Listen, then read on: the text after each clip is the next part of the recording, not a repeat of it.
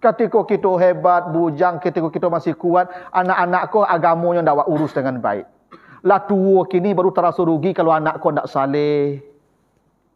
Itu akan terjadi ke semua manusia, Bapak Ibu. Ketika Bapak Ibu bapiti banyak, ketika masih hebat, pendidikan agama kau banyak ndak urus dengan baik. Begitu usia kita sudah tua, ingin kita anak kita belajar agama dengan baik. Tapi sudah terlambat, anak sudah dewasa. Ya, kata Nabi, suruh anakmu salat umur 7 tahun. Yang tak salat, pukul mereka. Wa'mur ahlaka bis-shalah. Dari kecil dia ajar beribadah dan bersabarlah untuk ibadah mereka. Tapi tak banyak manusia yang melakukan itu. Di usia 40 tahun baru dia ingin kebaikan dan kesalehan anak-anaknya. Tapi Bapak Ibu tentu belum ada ya, tak ada ya. Bapak Ibu yang punya anak mungkin agamanya tipis, sekarang untuk belajar agama masih banyak media yang bisa dipakai. Tolong suruh tuntun dia. Kenapa? Tidak ada yang paling membahagiakan kita di akhirat kelak kecuali anak yang saleh. Makanya kata Allah dibaca di Ar-Ra'd 23, ya jannatu adanin yadkhulunaha wa man salaha min abaihim wa azwajihim wa zurriyatihim. Manusia yang paling bahagia kata Allah, dia satu rombongan dengan anak cucunya nanti yang saleh-saleh menuju surga. Kenapa? Mereka meminta, ya Allah, di saat ini tolong jadikan anak cucu saya orang-orang saleh. Dan kata Allah, ini tubtu, sekarang saya bertobat kepada engkau ya Allah. Usia 40 tahun itu batas taubat. Bila 40 tahun tak juga bertobat, maka mungkin ya sudah selesai ibadat pohon, dia akan roboh ke tempat condong. Kalau dia condong ke barat, robohnya akan ke barat. Tapi sebelum dia condong ke sana, masih di atas di puncak ini, dia bisa roboh ke mana saja. Ketika di puncak ini, dia masih roboh. Tapi kalau sudah condong ke sana, 40 tahunnya condong ke mana? Kalau dia condong kepada kesalehan, robohnya pada saleh. Kalau condongnya kepada maksiat, keburukan, robohnya ke sana. 40 tahun itu ibarat pohon di puncak lurusnya. Dan condongnya ditentukan setelah 40 tahun. Dan manusia akan mati sesuai kecondongan setelah 40 tahun itu. Tidak usah khawatir Pak Ustaz. Amul ketika muda tak tantu jo halal haram ke Ustaz. Ibadah tak jali jo. Kinilah pensiun amul baru taat. Yang Allah hitung wal akibatu lil muttaqin, taat di penghujung, bukan taat di awal. Bapak Ibu akan mati pada ketaatan di ujung, bukan pada ketaatan di akhir.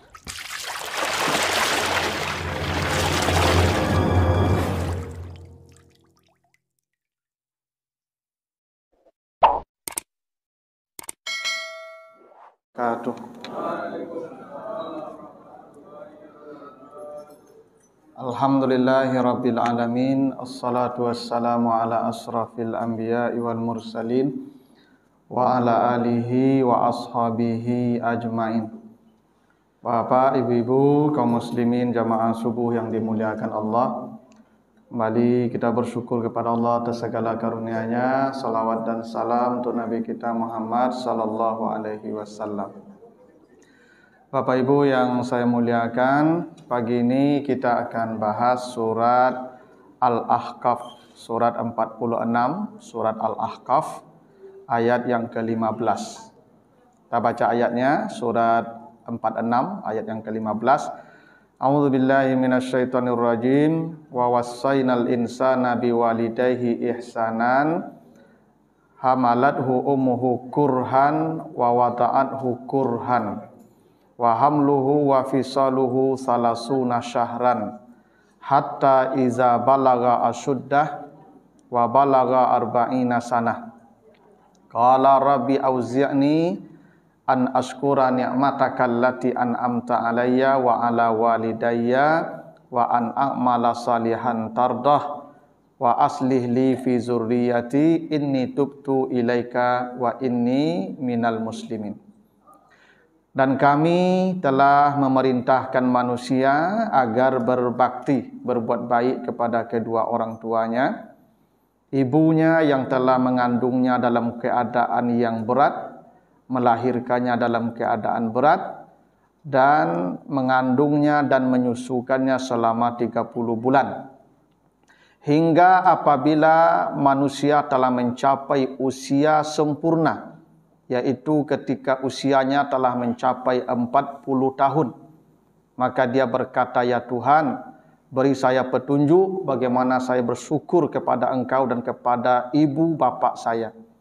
dan tuntun saya supaya bisa beramal saleh yang Engkau redai, dan jadikan keturunan saya saleh, dan sekarang saya bertobat kepada Engkau, dan sungguh saya termasuk orang yang menyerahkan diri. Nah itu artinya surat Al-Ahqaf ayat yang ke-15. Jadi ayat ini Bapak Ibu menceritakan tentang fase sempurnanya manusia jadi manusia, dan apa yang terjadi di fase itu. Jadi setiap kita ini itu mengalami satu fase yang disebut balagha asyuddah namanya. Fase manusia sempurna. Kapan kita disebut Allah sebagai manusia sempurna? Hatta iza balagha asyuddah, kalau umurnya sudah mencapai wa balagha arba'ina sanah, kalau usianya mencapai 40 tahun. Jadi kalau Bapak Ibu sudah mencapai 40 tahun, itu kata Allah masa yang sempurna kita jadi manusia. Kalau tidak sempurna tidak akan jadi manusia lagi itu. Ya. Karena batasnya 40 tahun untuk kita jadi manusia. Karena begini Bapak Ibu, kita ini kata Allah mengalami fase yang panjang, berawal dari lemah, berujung dari lemah. Nanti kalau Bapak Ibu baca misalnya nanti di surat di surat Ar-Rum ayat 54, Allahu allazi khalaqakum min da'fin summa ja'ala min ba'di da'fin quwwa summa ja'ala min ba'di quwwa da'fa. Kata Allah, Allah telah menciptakan kamu dalam keadaan lemah. Dulu kita lahir dibantu keluar dari rongga ibu kita, lemah. Begitu kita keluar rongga tidak bisa berbuat apa-apa, dimandikan, pakaian digantikan, semua. Lalu kemudian berangsur-angsur menjadi kuat, kata Allah. Dan nanti ada masanya sempurna kuat. Nanti dijelaskan di surah Al-Kahfi itu ya.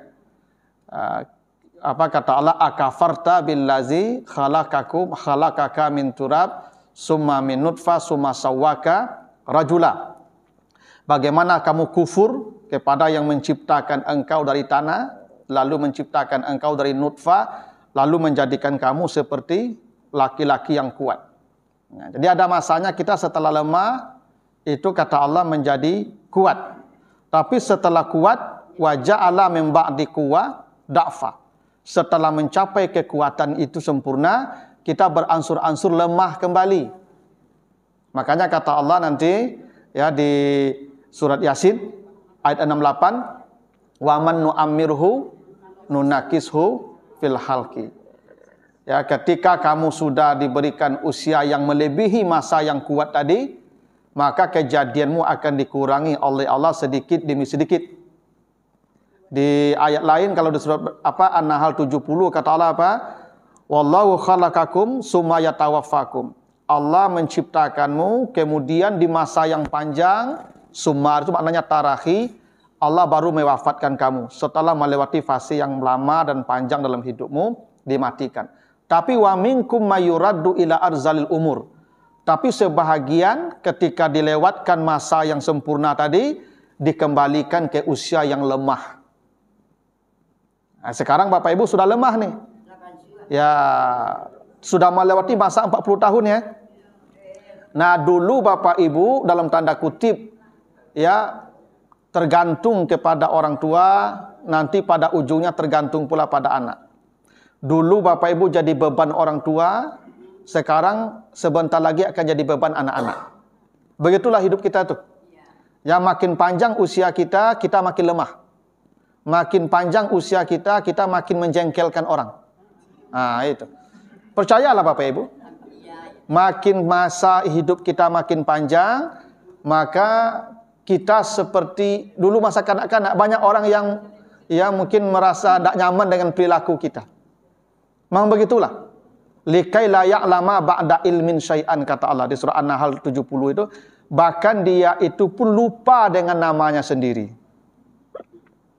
Ya, pada ujungnya kata Allah, jangankan dengan orang lain, dengan dirinya sendiri pun dia lupa. Likai la ya'lama ba'da ilmin syai'an. Itu akan terjadi Bapak Ibu ya, semua akan begitu. Jadi masa yang sempurna itu 40 tahun. Nah, jadi Bapak Ibu sekarang sudah selesai. Ya. Iya kan 40 tahun batasnya sudah selesai. Jadi yang Bapak Ibu tinggal hitung adalah lemah hingga akhirnya nanti dibopong ke rongga kembali seperti dulu dibantu keluar rongga. Jadi awalnya kita dibantu keluar rongga, di ujungnya kita dibantu pula sama-sama masuk ke rongga kembali. Jadi ibu-ibu sekarang tinggal menunggu masuk rongga saja. Ya, masa sempurna sudah selesai. Dan sekarang saya masuk masa sempurna. Jadi ya itu makanya suara saya keras, ya wajah saya masih fresh karena saya sekarang di masa yang sempurna. Orang senang lihat saya kan? Atau maksud ibu-ibu senang lihat saya nak? Karena saya sempurna sekarang ya di masa itu 40 tahun. Sebentar lagi orang sudah mulai malas lihat saya tuh. Memang begitulah hidup kita ini, ada masa-masa kita sempurna. Nah, ya kena ibu pandai perawatan.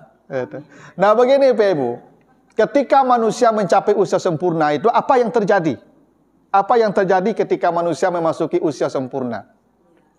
Apa kata Allah? Dimulai perintahnya di awal, wa wasainal insan biwalidayhi ihsanan. Dan kami perintahkan manusia agar berbuat baik kepada kedua orang tuanya. Terutama ibunya yang telah mengandungnya dalam keadaan payah, melahirkannya dalam keadaan payah, dan mengandung dan melahirkannya selama 30 bulan. Jadi kita diingatkan Allah agar berbakti pada orang tua. Karena ini masa 40 tahun itu masa kita ingat orang tua kita. Begini Pak Ibu, berbakti pada orang tua, Allah menggunakan perintahnya dalam bentuk apa? Dalam kata kerja wassa ya. Wassa itu sebenarnya kalau perintah banyak. Ada kata amar, perintah juga. Ada kata qada, perintah juga. Ada kata aujaba, wajib, perintah juga. Tapi Allah memilih kata wassa. Wassa itu artinya wasiat. Wasiat yang disebut wassa itu atau perintah yang disebut wasiat itu perintah di waktu tertentu kepada orang tertentu untuk hal tertentu. Itu namanya wasiat. Makanya wasiat ini tidak disebut kecuali saat-saat kematian. Ketika seseorang akan mati, sudah menghadapi sakratul maut maka dia menyampaikan pesan atau perintah kepada orang-orang tercintanya dan itu disebut wasiat. Nanti kalau saya meninggal, jangan tinggalkan masjid, itu wasiat. Kalau sekarang saya katakan tidak wasiat namanya. Ya, karena wasiat baru disebut wasiat ketika sudah mendekati ajal. Karena biasanya pesan ketika itu berbekas di hati kita. Biasanya begitu. Jadi orang tua kita kalau mengatakan sesuatu, itu lama membekas kalau itu kalimat terakhir. Maka itu disebut wasiat. Jadi wasiat itu penting sekali. Makanya Nabi Ibrahim, Nabi Yakub berwasiat menjelang dia mati, apa katanya? Ma ta'buduna min ba'di. Apakah kalian masih menyembah Allah? Itu wasiat. Kalau sekarang tidak wasiat, itu pesan saja. Jadi wasiat itu kalimat tertentu yang diucapkan di waktu tertentu kepada orang tertentu. Dan itu membekas di hati. Karena ini perkara penting dan serius. Nah, kenapa perintah berbakti pada orang tua disebut wasiat? Ini menunjukkan betapa seriusnya, betapa pentingnya bakti kepada orang tua. Hingga kalimatnya pun spesial. Wassa atau wasiat. Nah, berbakti pada orang tua ini, Bapak Ibu, disebutkan dengan kata ihsan. Ihsan itu, apa itu ihsan, Bapak Ibu? Ihsan itu adalah berbuat lebih dari yang mestinya kita berbuat. Kalau berbuat sebagaimana mestinya namanya adil. Adil itu. Kalau Bapak Ibu ditampar orang, kata Allah, maka tampar pula dia, sekeras dia menamparmu. Adil namanya itu. Iza aqabtum fa'aqibu bimisli ma uqibtum. Kalau ibu ditampar orang, tampar pula dia. Itu adil. Itu adil. Memberikan balasan sebagaimana mestinya. Tapi kalau ihsan, wallahu yuhibbul muhsinin, yang menjadi kekasih Allah, kalau bapak ibu ditampar orang, maka diberikan dia uang 1 juta. Itu. Jadi kalau bapak ibu ditampar orang, langsung kalau piti 10 juta. Itu namanya ihsan. Jadi ihsan itu berbuat lebih dari yang semestinya. Kalau Bapak Ibu ada pegawai atau Bapak Ibu ada orang bekerja dengan Bapak Ibu, dikasih uang sehari bekerja 200.000, itu standar. Maka memberi 100-200 ribu itu namanya adil. Tapi kalau Bapak Ibu lebihkan 500 ribu, namanya ihsan. Itu ihsan prinsipnya. Berbuat lebih dari yang semestinya. Memberi lebih dari yang harus diberi. Mengambil lebih sedikit dari yang mesti diambil. Itu namanya ihsan. Kepada orang tua, Allah tidak hanya menyuruh kita berbuat baik yang standar, tapi ihsan. Apa maknanya itu? Berbakti pada orang tua itu melebihi apa yang kita terima dari mereka. Melayani mereka melebihi pelayanan yang kita dapatkan dari mereka. Masya Allah Bapak Ibu ya. Andai ayat ini dijadikan Allah untuk menghisap kita di akhirat kelak, semua kita akan berbondong-bondong masuk neraka. Kenapa? Tak ada satupun manusia yang bisa berbakti, berbuat baik melebihi orang tuanya kepadanya. Ada enggak Bapak Ibu yang pernah menggendong orang tuanya ketika sakit? Dulu kita sakit digendong siang malam Bapak Ibu. Sampai mereka enggak tidur demi menggendong kita. Sekarang orang tua kita sakit, tidak ada kita gendong. Harusnya kita menggendong dia melebihi upaya dia menggendong kita dulu. Baru ihsan. Seperti apa mereka berbuat kepada kita, kita melebihi apa yang mereka perbuat. Ada tidak manusia yang bisa begitu? Tak ada. Tak ada satupun. Karena itu kalau Allah menghisap kita dengan ayat ini nanti di akhirat, maka semua kita akan masuk neraka. Tanpa terkecuali. Kenapa? Tidak ada satupun manusia yang ihsan kepada orang tuanya. Tidak ada. Padahal perintah Allah, berbuat baiklah kamu pada orang tuamu melebihi apa yang dia perbuat kepadamu. Itu ihsan namanya. Mustahil itu bisa kita lakukan. Tetapi Allah Maha Rahmat. Allah Maha tahu bahwa kita tidak akan mampu berlaku ihsan. Kita tidak akan mampu melakukan lebih dari yang mereka lakukan untuk kita. Maka Allah kasih tunjuk bagaimana ihsan. Bagaimana ihsan? Nanti baca Al-Isra 24. Apa kata Allah di Al-Isra 24? Kamu cukup berkata, Rabbil firli wali walidayya warhamhuma kama rabbayani shaghira. Cukup itu kamu ucapkan. Ya Allah, ampuni saya, bapak ibu saya, ampuni mereka dan rahmati mereka seperti mereka merahmati saya di waktu kecil. Dalam sebuah hadis yang sahih Bapak Ibu, itu kelak kata Nabi, innallaha la yarfa'u darajatal abdi fil jannah. Allah akan mengangkat derajat seseorang hamba di sorga ke derajat sorga yang paling tinggi. Sorganya paling mewah Pak. Amalnya sedikit, tapi sorganya paling mewah. Amalnya ringan. Hingga dia malu bertanya kepada Tuhan, ya Rabb, anna lihaza, ya Tuhan, ini sorga saya kok sehebat ini. Caranya bagaimana saya bisa dapat? Malu saya rasanya sorga seperti ini.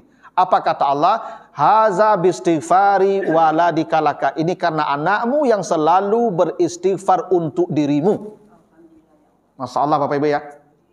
Andai Bapak Ibu punya anak yang selalu begitu, Rabbil firli wali walidayya warhamhuma kama rabbayani shaghira, bapak ibunya akan malu kepadanya di akhirat. Bapak ibunya akan merasa malu kepada anak ini di akhirat. Kenapa? Karena dia telah mengangkat bapak ibunya ke surga paling tinggi yang dia tidak tahu kalau itu anaknya yang berbuat. Jadi ihsan tidak memberikan rumah mewah pada orang tua.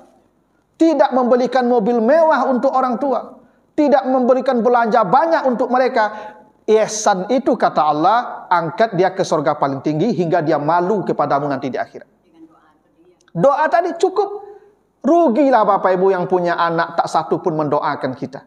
Makanya saya sering katakan kepada jamaah Bapak Ibu, apalagi anak-anak yang sudah sibuk dengan dunianya, sudah berumah tangga dia. Bapak Ibu kirimlah doa tadi. Kirim lewat WA atau nih Rabbil firli wali walidayya warhamhuma kama rabbayani shaghira. Ini ang baco ya. Besok sudah subuh kirim oleh ang baco. Kadang anak-anakku ini dapat doa Bapak Ibu. Sudah assalamualaikumnya lari sini. Ya dah. Jangan awak kau doa. Kalau inyo saya dapat doa lah. Suruh dia berdoa. Ini yang penting. Engkau kalau tak ngirim uang saya tak akan kecewa, tak bikinkan rumah tak akan kecewa, tak kecewa. Tapi kalau kamu tidak memintakan ampun atas dosa saya, itulah kerugian saya yang paling besar. Sering Bapak Ibu saya menemukan, ini sering, saya kalau khutbah Jumat biasanya ada jenazah dibawa ke masjid untuk sholat jenazah kalau meninggalnya Kamis malam atau Jumat pagi itu. Sering Bapak Ibu, itu terakhir saya di Tabiang Bapak Ibu. Jadi setelah khutbah selesai, itu dibawa jenazah ke depan, diam saja semua. Saya panggil, mana anaknya? Ke depan anak-anaknya laki-laki. Udah lebih seusia saya anak-anaknya. Saya tanya, Bapak jadi imam ya? Karena ini orang tuanya, ibunya meninggal ketika itu. Apa kata anak-anaknya Pak Ustadz? Bisa enggak Pak Ustadz bantu saya jadi imam? Kalau ada ibu punya anak begitu, itulah orang tua yang paling malang punya anak. Tidak ada lagi manusia yang semalang itu punya anak. Allah sudah siap mengangkat dia ke surga paling tinggi, dibatalkannya. Kenapa? Tak mau dia mendoakan dia. Apa susahnya salat jenazah itu? Dia berdiri silent semua, antuk-antuk dan berbunyi nih, Ibu. Tagak sekali muka jenazah, sengaja aku salat jenazah, salat takbir, Fatihah agak panjang, ini lalu bunyi antuk saja. Lalu takbir Allahumma salli ala Muhammad itu saja. Itu takbir Allahumma ighfir lahu, itu seulang Allahumma ighfir lahu, Allahumma ighfir lahu, selesai. Yang kampai Allahumma ighfir lahu lah dia. Kalau dapat Allahumma la tahrimna ajrahu, assalamualaikum. Apa susahnya? Tidak ada susah karena dia tidak mau mendoakan ibunya. Kuncinya itu saja. Salat jenazah itu 5 menit bisa dipelajari itu. Tak akan payah pula bacanya itu. Tapi dia membuang kesempatan emas itu. Ini Bapak Ibu perlu, Bapak Ibu kalau punya anak laki-laki tolong sampaikan ke dia WA-nya atau teleponnya, angle pandai sembahyang jenazah ndak ya. Bawa ke betul ke siapa ya. Tak nampak lah gaib dan dia ya. Tak besok tak beko dia mati ya. Ya Bapak konten-konten saya anak-anak aku Pak. Ya tak. Ya dah nampak lah gaib dan ya. Beko kok mati dan beko besok ang dimungko ya. Jangan ngagen jenazah dan ke orang dak ya. Wang dimungko. Waang yang mengecen Allahumma ighfir tu ang tu. Orang lain tak perlu. Engkau yang perlu. Itu ihsan. Itu yang ihsan namanya. Iya. Memang dari sekarang Bapak Ibu harus ya yakinkan anak-anak bahwa itu hal yang tidak boleh dianggap remeh itu. Nah, jadi ihsan itu bukan memberikan materi. Tidak, Allah ajar. Karena kalau engkau memberikan materi, tidak akan bisa lebih dari mereka. Kalau engkau memberikan pelayanan, tidak akan bisa melebihi mereka. Kalau engkau memberikan kasih sayang, tidak akan bisa melebihi mereka. Dan Allah tahu kita tidak akan mampu. Maka ditunjukkan satu cara yang ringan. Cukup mintakan ampun mereka dan mintakan rahmat Allah untuk mereka. Dia akan malu kepadamu di akhirat kelak. Itu ihsan namanya. Dan lebih hebat lagi Ibu, yang disuruh ihsan itu kita ke walidai. Walidai itu dari kata walad. Walad itu artinya melahirkan, yang intinya ibu. Kalau ayah itu abun. Kalau bapak dan ayah itu biasanya abawai. Nanti baca surat An-Nisa 11-12 tentang pembagian warisan. Di situ bukan walidai li abawai. Bapak ibu. Nah, itu kalau abawai bapak dominan, makanya bagian bapak 2 kali ibu. Bagian bapak dominan, ibu menumpang sakit. Itu kalau abawai. Kalau walidai, ibu dominan, apa menumpang sakit. Itu walidai. Jadi kalau berbuat baik seorang anak kepada orang tua, ibunya dominan. Begitu artinya. Jadi setelah ibunya dibelikan baju, besok pulang lagi ibunya lagi dibelikan baju, besok lagi ibunya dibelikan baju, yang keempat baru bapaknya dibelikan baju. Jadi apa-apa kalau ada anak membalik baju induknya lah 3 kali, apa belum boleh protes. Karena begitu Nabi pada tanya, ya Rasulullah, kepada siapa saya berbuat baik? Ibumu, lalu ibumu, lalu ibumu, lalu bapakmu. Jadi kalau seorang anak lah membelikan ibunya 3 kali, yang kampe baru bapak boleh dapat. Jadi kalau setiap pulang induknya, jangan dapat protes. Ang panjang sama dan bilu kemalian kau. Itu tak boleh. Baru boleh protes kalau sudah yang keempat. Apa ya? Jadi, kok ada ni kampek le boleh bertanya. Ya. Kenapa begitu? Karena kata Allah, ada 3 yang tidak dimiliki oleh ayah.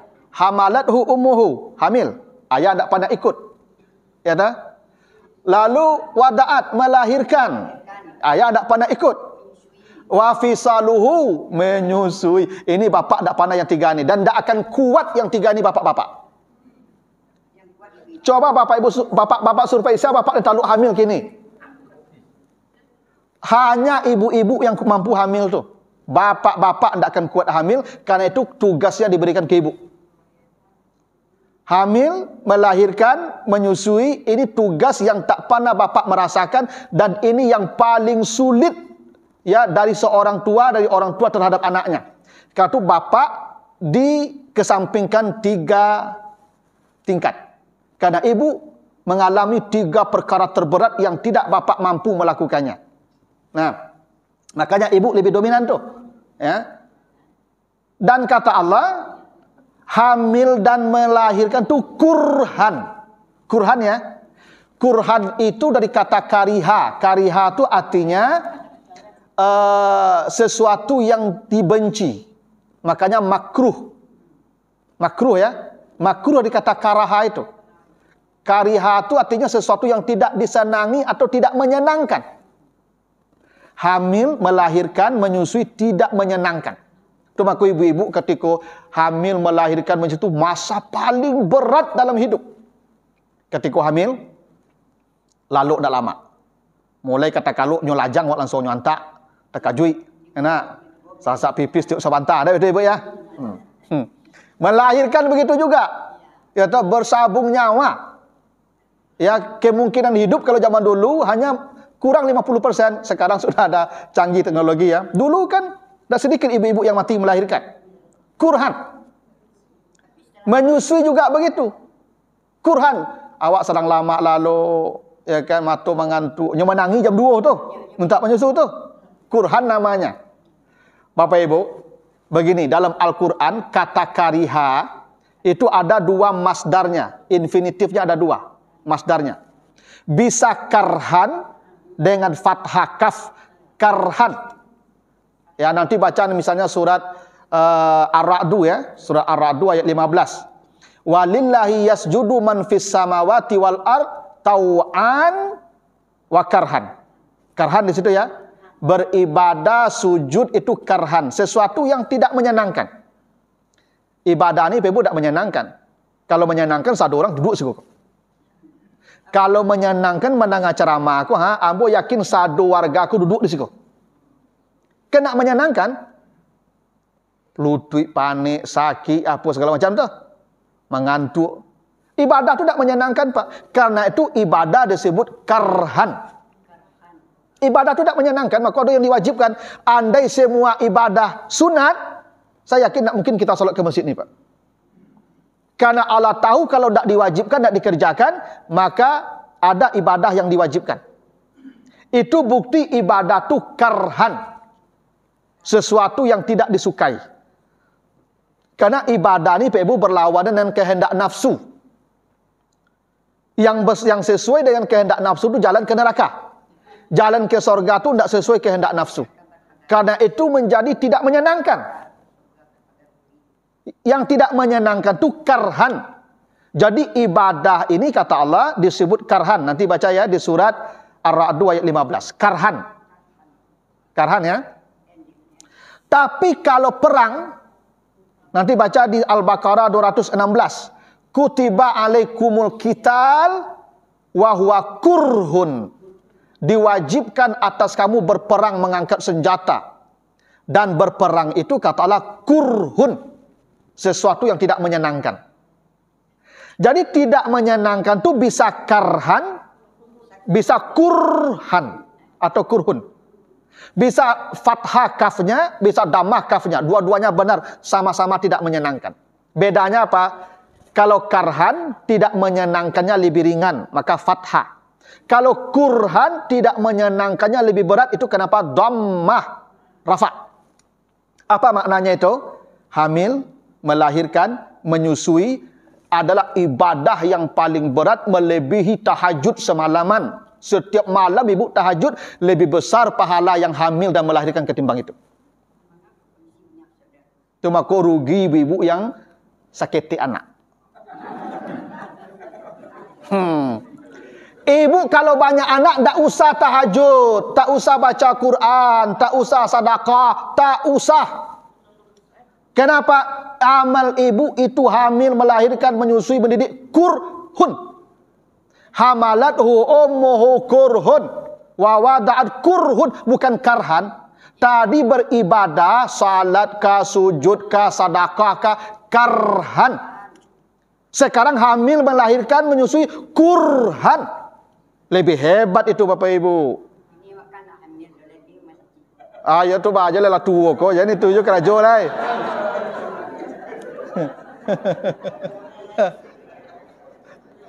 Ya lah tua lah mengasuh anak kerajo lah kok. Dulu. Itu kenapa hamil kurhan, menyusui kurhan, melahirkan kurhan, sujud tadi karhan. Jadi amal perempuan yang paling besar itu adalah hamil, melahirkan, itu yang paling besar. Itu kenapa banyak pala kami wanita tu. Kalau banyak anak. Lahir banyak anak. Mantap lah ibu tu kelima tu. Itu kenapa begini. Ada pernah juga orang bilang neraka banyak wanita. Sedangkan itu bagaimana tu? Ya, itu karena suami kanu melawan. Ibu beranak banyak tapi melawan kepanjang saya samuin enggak itu. Itu. Nah, jadi Bapak Ibu hamil itu kurhan tadi. Ibuku macam menjawab. Ibu pula banyak anak menjawab, rugi ibu beko.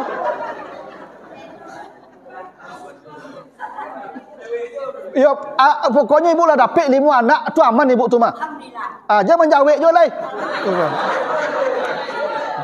Menjawab panjang so habis amal ibu beko. Itu kenapa kurhan. Tadi gini loh ibu, di Al-Baqarah 216 tadi, perang itu kan mati syahid ya. Kalau mati syahid kan, perang disebut apa tadi? Kurhun, ya nak? Perang disebut kurhun kan? Tadi hamil melahirkan disebut apa? Sama, kurhun. Apa artinya itu? Ibu setiap hamil, setiap melahirkan, setiap menyusui, pahala ibu sama dengan orang yang perang. Kalau mati ibu dalam status hamil, melahirkan, menyusui, ibu langsung masuk surga. Mati syahid. Bapak Ibu, kenapa ibu yang hamil melahirkan itu dosanya hilang habis? Orang perang, kenapa dosanya diampuni semua? Kena luka berdarah-darah itu membuat semua dosa hilang. Setiap tetesan darah ibu melahirkan itu menghapuskan semua dosa ibu. Iya tuh makanya ibu berbahagialah kalau ibu banyak anak. Ya, kau tak tahu dulu udah PAK ibu kalau ya. Ambo pun terlambat lah bagi tahu tu mah, harusnya kan dulu bagi tahu tu.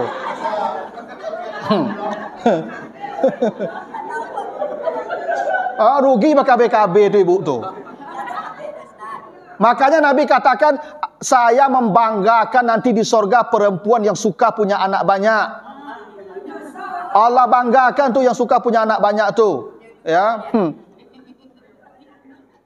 Allah, Nabi bangga sebut nama-nama ibu-ibu tu yang banyak anak tu. Tu ibu tu 10 aja. Saya bangga ditempatkan di tempat khusus ibu nanti itu. Ya, tapi kini lah terlambat tahu tu apa aja le. Ya.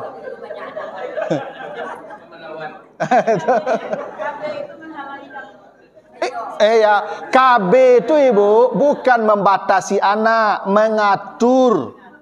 Ibu tidak mungkin tak taluk sekali 2 tahun lah, ada atur sekali 4 tahun, sekali 5 tahun, tapi tak membatasi 2 cukui, tu tak KB nama itu.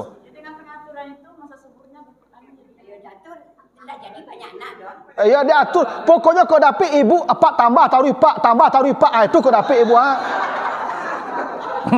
Ndak alapa lah. Tambah taruh pak itu Sampai apa dengan bana dak taluk dan lei je apa baru ibu berhenti. Itu harusnya. Nah, itu menunjukkan hamil, melahirkan, itu amal terbesar seorang wanita. Itu kenapa perempuan tak perlu banyak-banyak dia beribadah, kecuali salat 5 waktu dan puasa Ramadan saja. Bila seorang perempuan punya anak perempuan 2 orang kata Nabi, lalu dia bersabar mendidik anaknya sampai dia menjadi anak yang baik, maka ibunya seperti saya begini di sorga. Tak hebat tuh? Bu.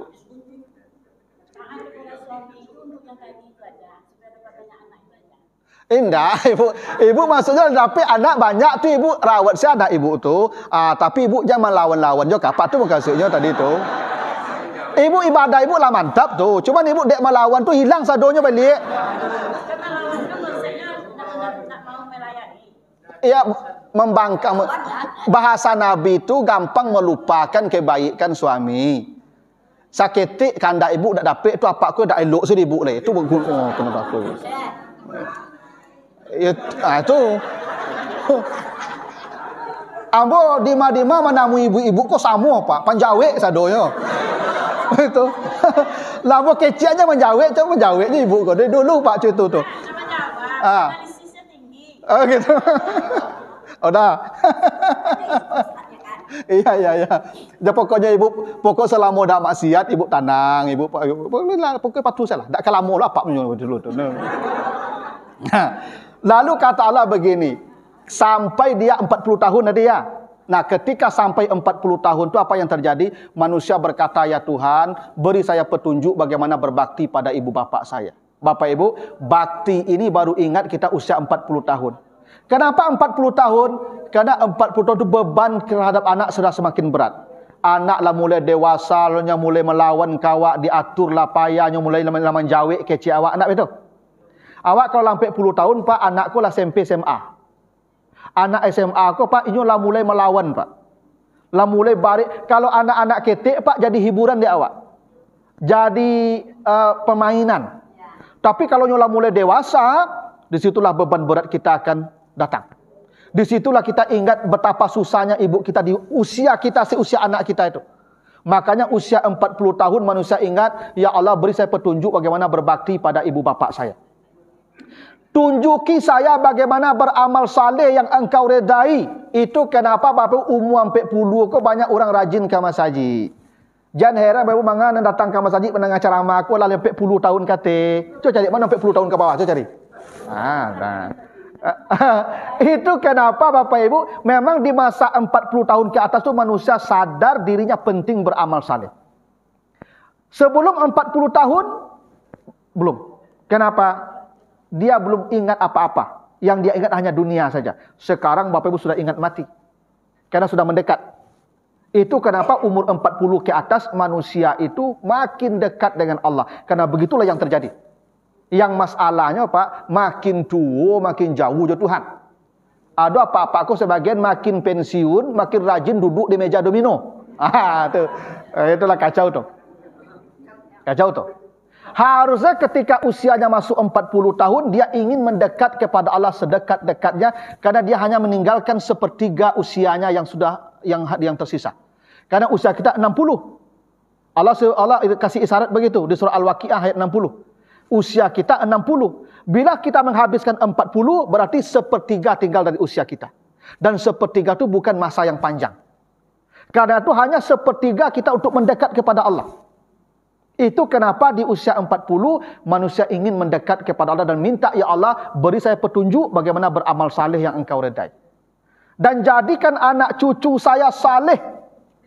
Kita menginginkan anak-anak saleh ternyata tua Bapak Ibu. Ketika kita hebat, bujang, ketika kita masih kuat, anak-anakku agamanya ndak urus dengan baik. Lah tua kini baru terasa rugi kalau anakku ndak saleh. Itu akan terjadi ke semua manusia Bapak Ibu. Ketika Bapak Ibu bapiti banyak, ketika masih hebat, pendidikan agama kau banyak dakwah urus dengan baik. Begitu usia kita sudah tua, ingin kita anak kita belajar agama dengan baik. Tapi sudah terlambat, anak sudah dewasa. Makanya Bapak Ibu, ya kata Nabi, suruh anakmu salat umur 7 tahun. Yang tak salat, pukul mereka. Wa'mur ahlaka bis-shalah. Dari kecil dia ajar beribadah dan bersabarlah untuk ibadah mereka. Tapi tidak banyak manusia yang melakukan itu. Di usia 40 tahun, baru dia ingin kebaikan dan kesalehan anak-anaknya. Tapi Bapak Ibu, ya kata terlambat tentu belum ada ya. Tak ada ya. Bapak Ibu yang punya anak, mungkin agamanya tipis sekarang. Untuk belajar agama masih banyak media yang bisa dipakai. Tolong suruh tuntun dia. Kenapa? Tidak ada yang paling membahagiakan kita di akhirat kelak kecuali anak yang saleh. Makanya kata Allah dibaca di Ar-Ra'd 23, ya jannatu adanin yadkhulunaha wa man salaha min abaihim wa azwajihim wa zurriyatihim. Manusia yang paling bahagia kata Allah, dia satu rombongan dengan anak cucunya nanti yang saleh-saleh menuju surga Allah. Itu kenapa mereka meminta, ya Allah, di saat ini tolong jadikan anak cucu saya orang-orang saleh. Dan kata Allah, ini tubtu, sekarang saya bertobat kepada engkau ya Allah. Usia 40 tahun itu batas taubat. Bila 40 tahun tak juga bertobat, maka mungkin ya sudah selesai ibadat pohon, dia akan roboh ke tempat condongnya.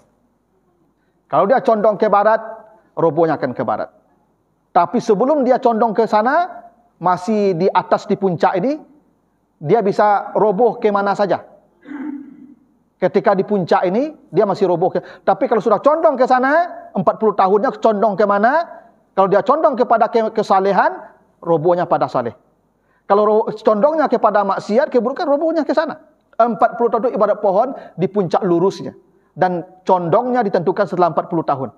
Dan manusia akan mati sesuai kecondongan setelah 40 tahun itu. Maka Bapak Ibu jangan usah khawatir Pak Ustaz. Ambil lu ketika muda tak tantu jo halal haram ko Ustaz. Ibadah tak jale jo. Kinilah pensiun ambil baru taat. Yang Allah hitung wal akibatu lil muttaqin, taat di penghujung, bukan taat di awal. Bapak Ibu akan mati pada ketaatan di ujung, bukan pada ketaatan di akhir. Maka Bapak Ibu ya bersyukurlah masih ada waktu kita untuk ya memperbaiki diri sebelum malaikat maut datang. Nah, itu yang terjadi di usia 40 tahun ya, bahwa manusia ingin berbakti dengan sempurna, ingin menjadi saleh dengan sempurna, ingin anak-anaknya saleh seperti dia, dan dia mulai bertobat mendekatkan diri kepada Tuhannya. Itu batasnya 40 tahun. Itu Bapak Ibu ya. Nah, saya yakin Bapak Ibu sudah lewat ya, ibarat main bola nih, tinggal menunggu peluit panjang dibunyikan. Nah, mudah-mudahan golnya sudah banyak tercipta. Yang ngalun gol, Bayubana lah mengajar bola le. Kalau nah begitulah Bapak-bapak Ibu yang mudah-mudahan ada manfaatnya. Lebih kurang mohon maaf karena sudah siang ini tidak ada pertanyaan Bapak Ibu ya. Insyaallah diamalkan sajalah. Lebih kurang mohon maaf. Subhanakallahumma wa bihamdika asyhadu an la ilaha illa anta astaghfiruka wa atubu ilaika. Wassalamualaikum warahmatullahi wabarakatuh.